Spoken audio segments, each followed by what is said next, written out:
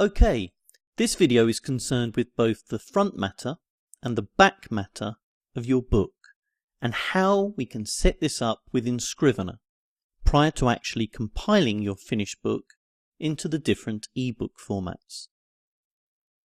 So here we are within Scrivener, and this is actually the manuscript I've written for a non-fiction book called Howard Carter and the Search for Tutankhamun.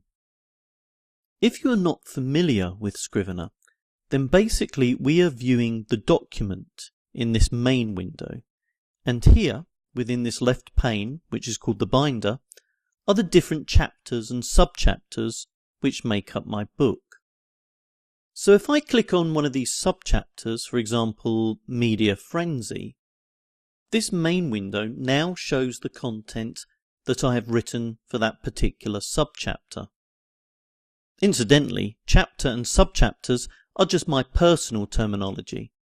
Scrivener actually calls these folders and files.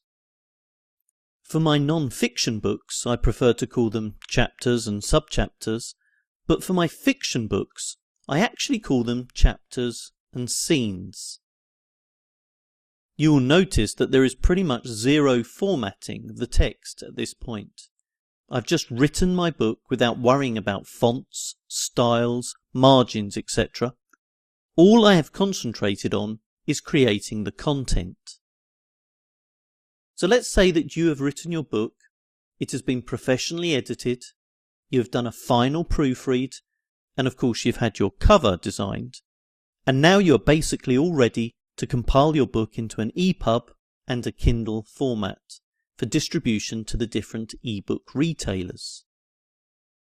Before you start setting up the formatting options within Scrivener and clicking on that compile button, it is vitally important that you have correctly set up both the front matter and the back matter of your book. Believe me, front matter matters, and back matter probably matters even more. So what do I mean by front matter and back matter? Well, simply put, front matter is everything that comes before your story begins, and back matter is everything that comes after your story finishes.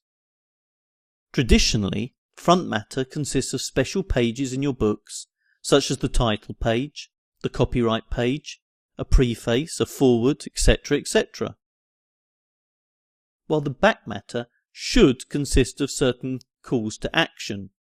Basically, it is an opportunity for you, the author, to try and direct the reader to somewhere else, which is going to be beneficial to you.